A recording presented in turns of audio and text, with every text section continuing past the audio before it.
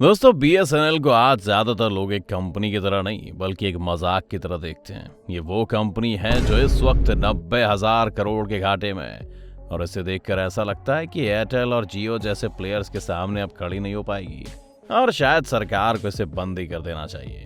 पर लोग ये नहीं जानते कि आज से कुछ ही साल पहले बीएसएनएल की ग्रोथ भारत में ही नहीं बल्कि दुनिया में सबसे ज्यादा थी। इसके प्रॉफिट आज की जियो से कई गुना बड़े थे और इसकी एक्सेसिबिलिटी या रेंज भारत के कोने कोने पर थी। पर बीएसएनएल एयर इंडिया की तरह नहीं है जो प्राइवेट प्लेयर्स के मार्केट में आने की वजह से फेल हुई, बल्कि बीएसएनएल को जानबूझकर डुबाया गया। इसमें कई लोगों का हाथ था जिन्होंने अपनी जेब भरी और भारत के टेलीकॉम सेक्टर के इस इंजन को तबाह कर दिया।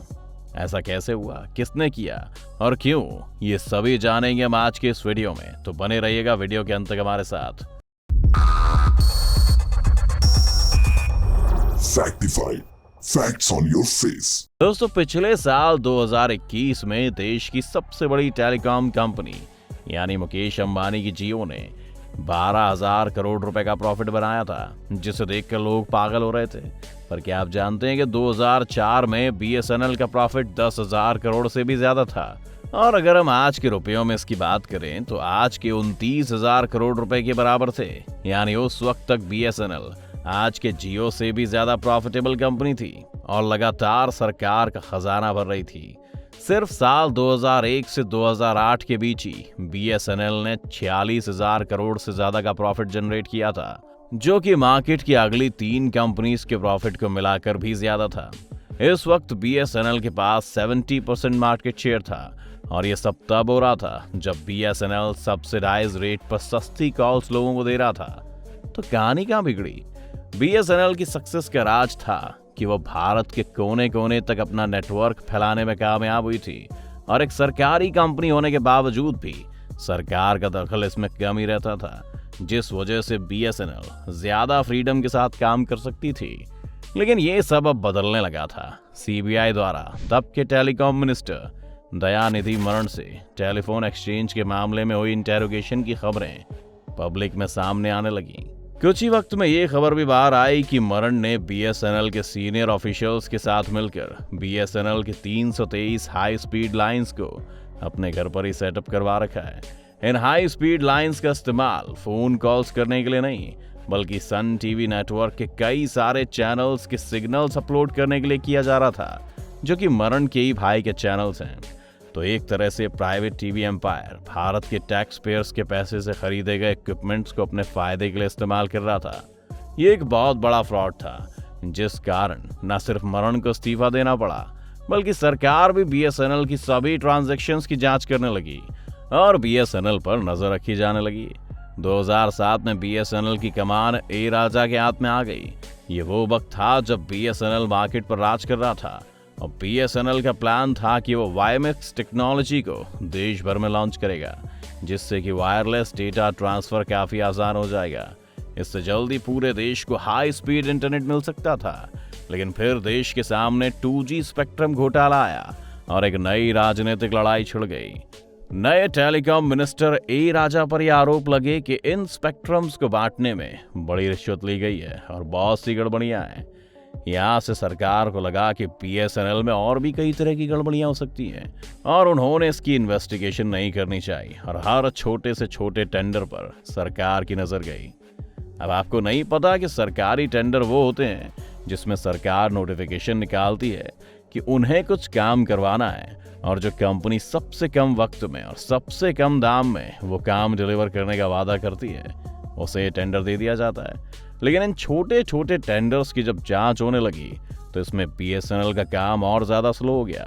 फिर इसके बाद इन टेंडर्स में गड़बड़ियां भी सामने आई।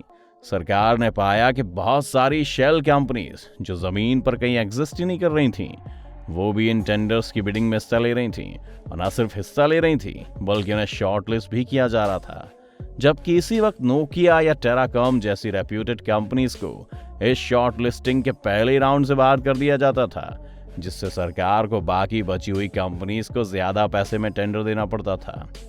ये न्यूज जब बाहर पब्लिक में आई तो सीबीआई को भी इसमें इन्वॉल्व कर लिया गया और अब कंपनी का काम और ज्यादा स्लो हो गया।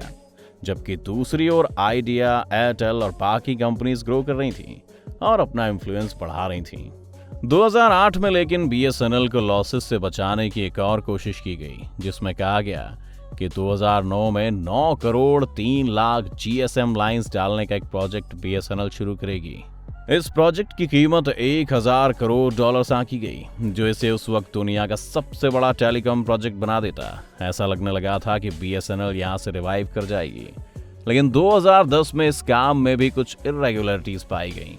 ये फिर से देखा गया कि नोकिया और ZTE जैसे बड़े प्लेयर्स को फिर से डिस्क्वालीफाई कर दिया गया और अब सिर्फ बिड करने के लिए 2 ही बड़े प्लेयर्स बचे थे, जो थे एरिक्सन और हुआवे।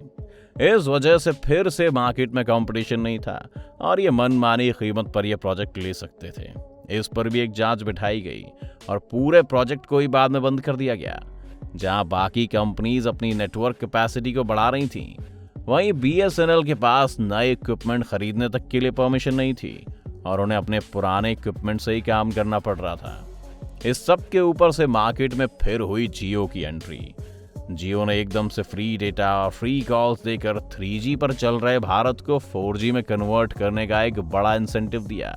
आपको याद ही होगा कि किस तरह से लोगों ने न सिर्फ जियो के सिम कार्ड्स खरीदने के लिए लाइंस लगानी शुरू कर दी, बल्कि 4G फोन्स भी खरीदने शुरू कर दिए थे ताकि उनमें जियो का सिम कार्ड काम कर सके। जियो की टेक्नोलॉजी भी काफी रेवोल्यूशनरी थी। जहां बीएसएनएल जैसी बाकी टेलीकॉम कंपनीज फोन कॉल्स करने के लिए सर्किट स्विचिंग मेथड का इस्तेमाल करती थी और इंटरनेट के लिए पैकेट स्विचिंग मेथड का, वहीं जियो ने इसे साथ में मर्ज कर दिया और उनकी कॉल्स भी अब पैकेट स्विचिंग मेथड से ही होने लगी, जिससे उनका डेटा ट्रांसफर होता था।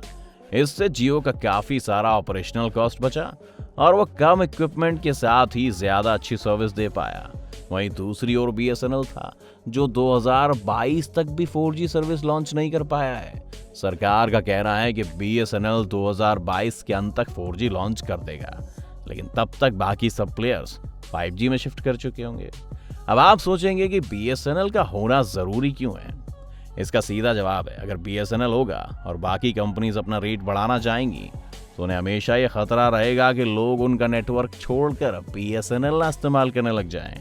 लेकिन क्योंकि आज किसी भी कंपनी को बीएसएनएल का डर नहीं है, तो सभी ने अपना 300 रुपए में 3 महीना अनलिमिटेड मिलने वाले डेटा प्लान को बढ़ाकर 800 रुपए कर लिया है।